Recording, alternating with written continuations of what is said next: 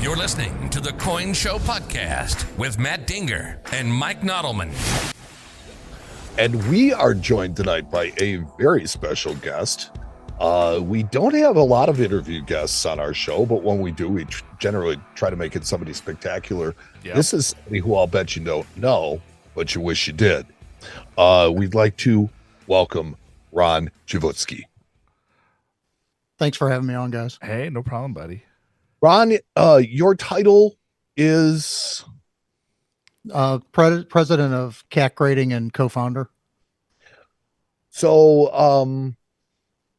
CAC Grading is kind of the new kid on the block, and I have to say I've been really impressed with certain aspects of your product. The slab and its durability has definitely been something people have wanted to test. Was that done on purpose, or was that just kind of a natural process? It just kind of happened that way. No, John Albanese is involved in starting, and he was one of the original 10 that started PCGS, and he was actually the founder of NGC. And when you build a grading service, and he's done it 2 times already, and this is the 3rd time, he wanted to keep improving the product, and he put a lot of thought and effort into making sure the slab was clear, durable, and would protect the coins. Yeah, that's the first thing I noticed when I got one of the samples in my hand was like, man, this thing is clear. It's the first thing I said. So it sounds like that was a stunning success as far as the clear plastic goes.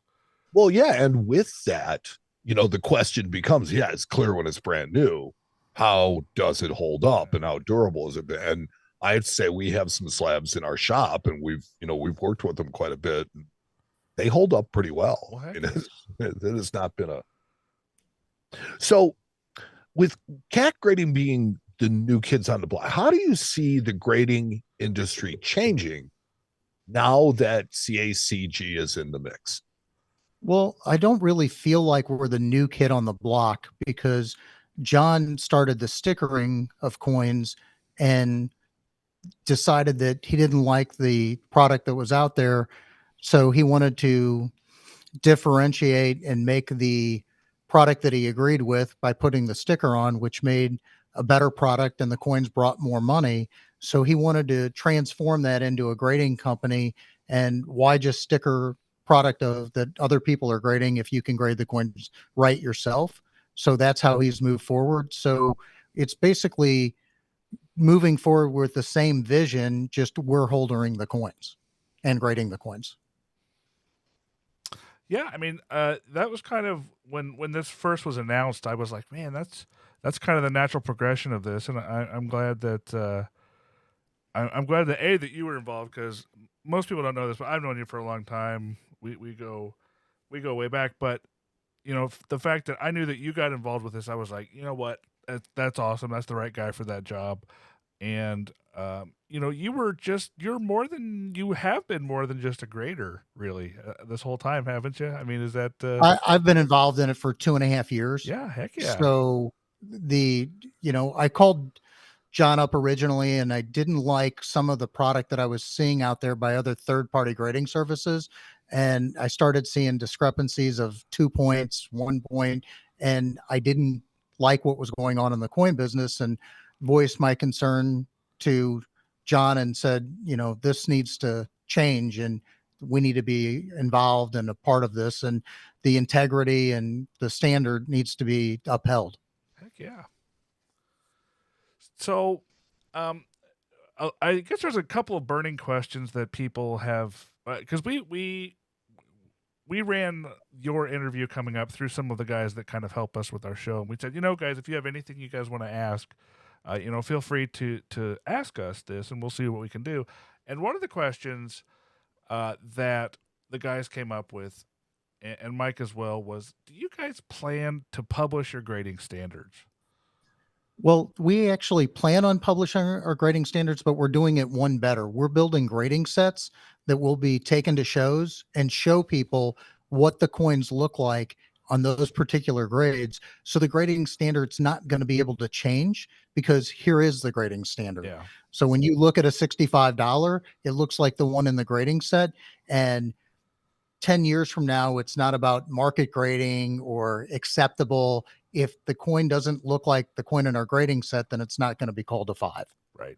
And does that apply to any kind of modern coinage at all, or is that Modern coinage, we've taken a different approach also, is what was considered the industry standard, where it used to be where someone would call a coin 70 and anything else in 67, 68, 69, they would just put in a 9 holder.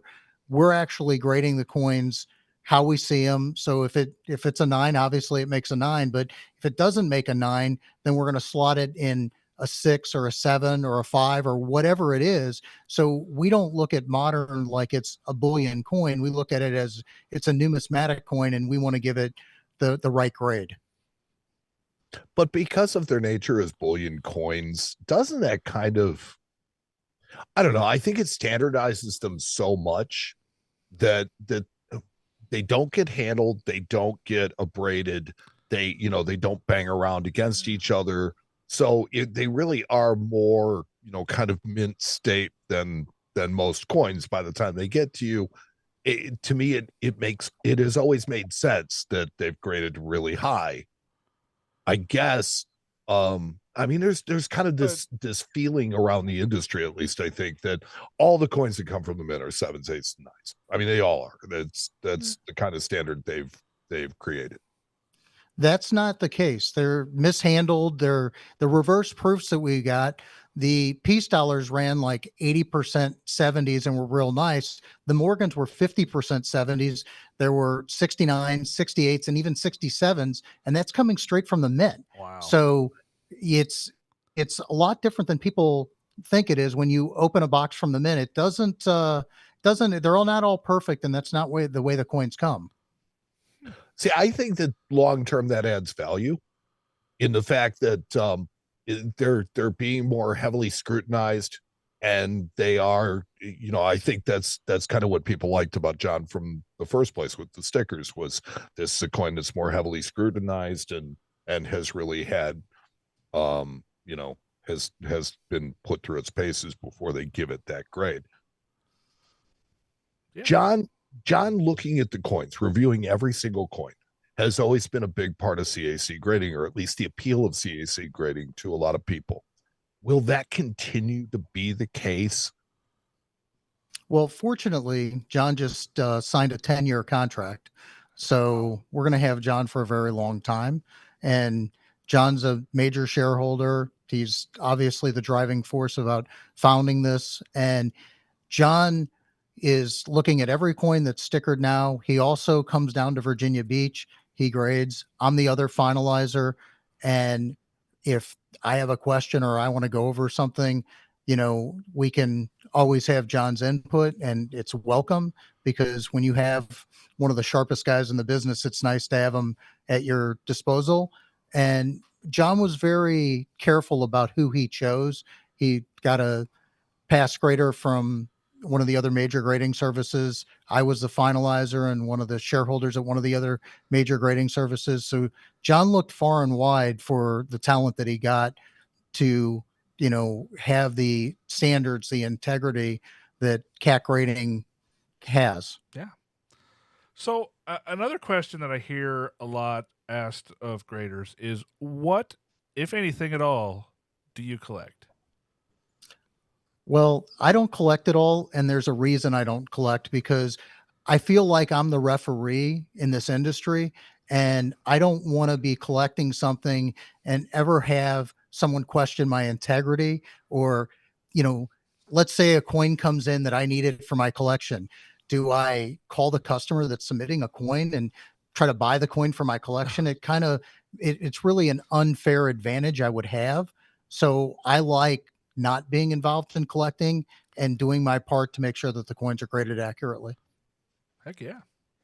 Well, I mean, I wonder how people can do that. I mean, look, I work in a coin shop, and so I handle a lot of really high-end coins. And one of the things that it did was it absolutely killed my collecting vibe, because now I handle stuff that's way nicer than I can afford. But at the same time, it's like I still have that itch inside of me that I kind of deep down want it. So I can't imagine it'd be any different for you. Now, No, I love coins, and instead of collecting, I get to come to work and look at some of the greatest coins every single day. So that's kind of how I get my joy, that the customers get to share their collection with us as we grade them, and it's very enjoyable. So one of the things I like about, the way that you're grading is you're saying that you're putting together grading sets that are going to set the standard. These are going to be kind of like somewhere in France, there's a thing that weighs 1 gram. There's a stick that is 1 meter long. Those are the international standards that, people have all, what do you want to call it? They've calibrated their instruments too, right? okay, good. So Bring it on back. There you go. I got you. right, what I'm asking is that I understand why gradeflation happens with other grading companies. That it will initiate more submissions. It will incentivize people to want to constantly resubmit coins and resubmit coins and resubmit coins. Clearly, if your standards are going to be kind of etched in stone, how do you think or what do you think is going to happen long term? Will there be a point where there just won't be any coins left to grade? Will there? Well, I think we've actually got our work cut out for us. Just the coins that other grading services have graded also, that are getting sent to us, and their customers are asking for a lower grade because our product brings such a premium that they just want the right grade on the coin. And I think that the customers will drive our submissions by wanting the prices that people are paying for CAC grading coins is so much higher than the rest of the services that will drive our submissions. We have failed if we're a resubmission company and a market grading or gradeflation. We will not do that. John and I have talked about this. We would rather close the doors and not be involved. And the reason that we've both are so passionate about it is because of keeping the standard where it needs to be. Heck yeah. I like not having to relearn standards every couple of years. It's kind of nice. So do you guys have any like big future goals that you guys have in mind, or is it just kind of to what you've already covered with us? Is there any big plans in the works that we can maybe? I mean, get a little other peek than of? dominating the grading world, I'm sure. We're not trying to dominate the grading world. We're trying to do the right thing, and the customers will follow. And as far as future plans, if we found someone that was a world-class currency grading expert, we would go into currency, but we wouldn't go into currency unless we had a world-class expert that would fit the CAC brand. So we plan on expanding, but not until we find those world-class experts. Interesting. I like that idea. That's breaking news. See, nobody knows that. I don't think anybody's ever heard that before. That with the right people, they may go into paper money. That's interesting. Well, there will be other areas we'll go into, but we will have world-class experts. And unless we have the world-class experts, we're not going to go into those other areas. But there are other areas after we get the coins where we want them. And our main focus right now is getting the coin grading exactly where we want it. Then we will expand after that is perfected. Heck yeah. Well, it seems like at times some of the other entities will do a kind of flavor of the month thing, and it's nice to know that things are more kind of, set in. Well, these guys have a plan. Yeah, we're not flavor of the month. We're long term. Right. We own our building. We don't have employees. We have partners. We have people that are involved, that are owners. We went out and got 150 of the top people in the business and made them partners because we have this vision of doing things right. I kind of look at it as the premium brand, like the Tiffany of, grading. I think that's just kind of how I envision it. So let me ask you this: over what has it been, a year now that you've been CAC grading, or is it less? We opened the doors in May and got in the building, and have been getting everything set for a really hard rollout in 2024 where we're 100% up and running and So we've 8 got everything months taken in, care of. would you consider yourself to be on track? Absolutely. Absolutely. And probably better than expected. And the demand and the customer demand and the prices that are being achieved for the coins, we couldn't ask for more. Yeah. And it's always been that way, really. I mean, if you look at stickered coins in the past, stickered coins just traded at a sometimes massive premium to just regular non-stickered coins. So I can only assume that, that CAC grading coins are going to trade exactly the same way. If you're comparing, a coin that's graded by CAC versus a coin that's graded by the other guys, I almost imagine that it's going to just keep maintaining that same, error of what I consider to be, a premium. I mean, the premium coin, the premium market. So I think that's Yeah, if you look up what our coins have brought that have been graded by CAC Grading, you will be really happy with the results. They're bringing strong numbers. So I was I- one of the. Oh, go ahead, Mike. Oh, go ahead. You Uh, got a question. I was going to say I was one of the original people that signed up for CAC right when it came out years ago as a submitter. Are you guys? Is that going to reopen anytime soon, or is like submission It's open. centers? It's open now. Okay. We're working our way through all the backlogs and the high amount of demand for people to become submitters. We're making them the dealers every day, and we will, work our way through that list and try to make them submitters as quickly as possible. But it's open now. We're constantly making people, members, and we want to do business. Heck yeah. So technology wise, how has technology fit into CAC grading? How have you used technology to up the grading game?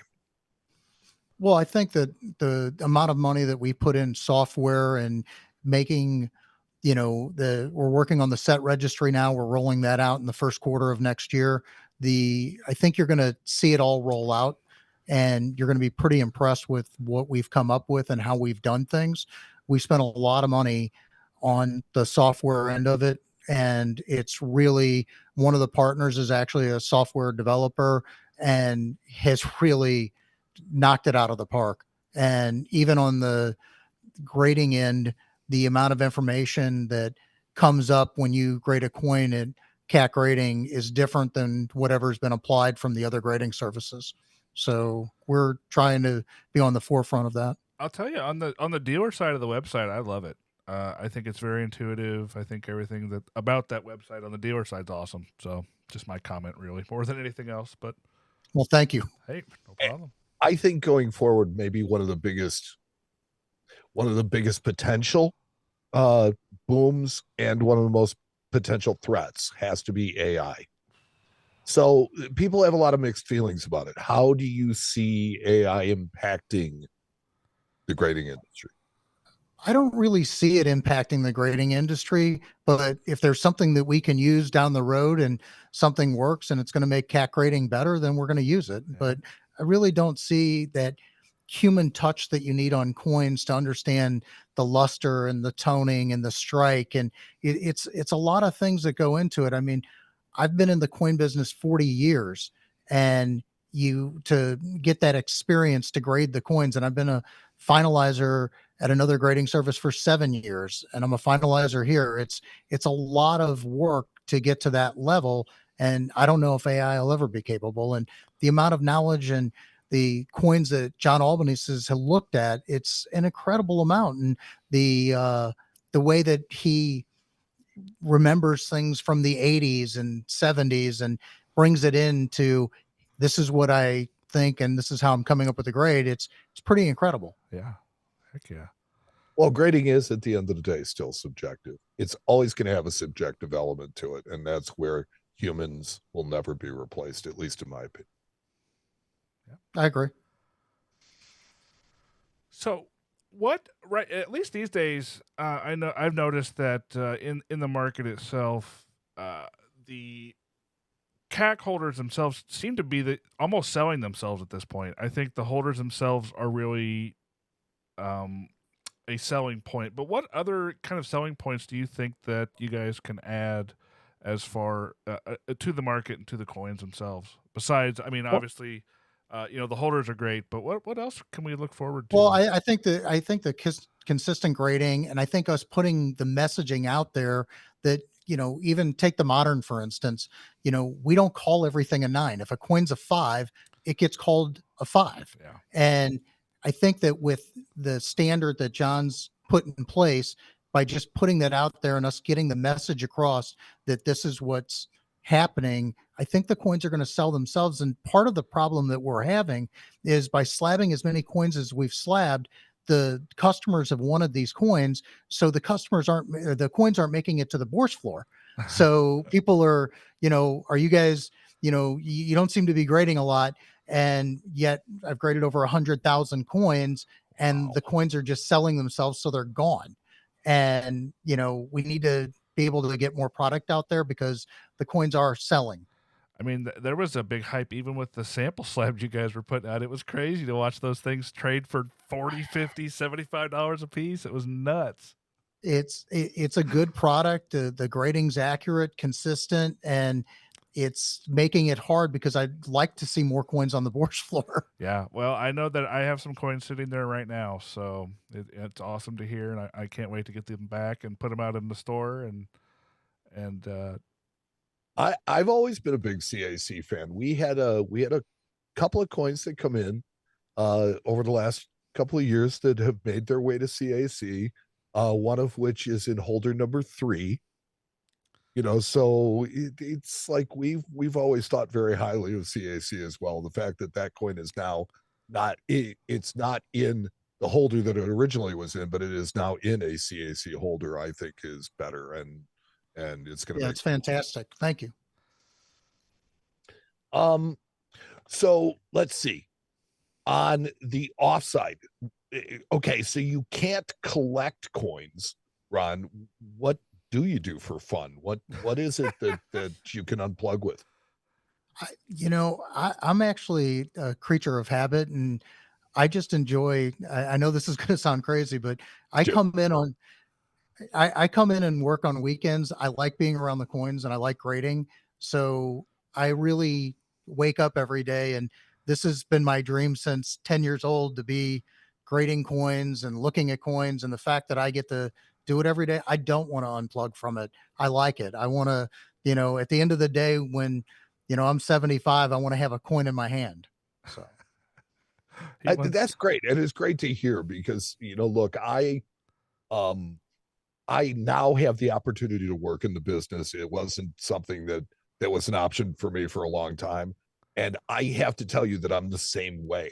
I it's like I do 2 podcasts and I work, at full time behind the counter of a store. And then it's, you do the clubs and you go out and you do talks and and it's just, why do you do? Because it's like what I do. It's who I am. It's just kind of, No, I get it. I'm the same way. And, I'm very fortunate to be in this position and worked hard to get in this position. And I just love waking up every day and grading the coins and, trying to do the best job I can for the collector and the people buying them. I thought I was the biggest dork here, and I am incorrect. It is definitely you two. So, oh yeah, there's no question about it. But Russ fits right in the mold with us. Yes, See, that's the problem. We've got another one at my shop that's so. Ron, thank you so much for joining us. We really appreciate you taking the time.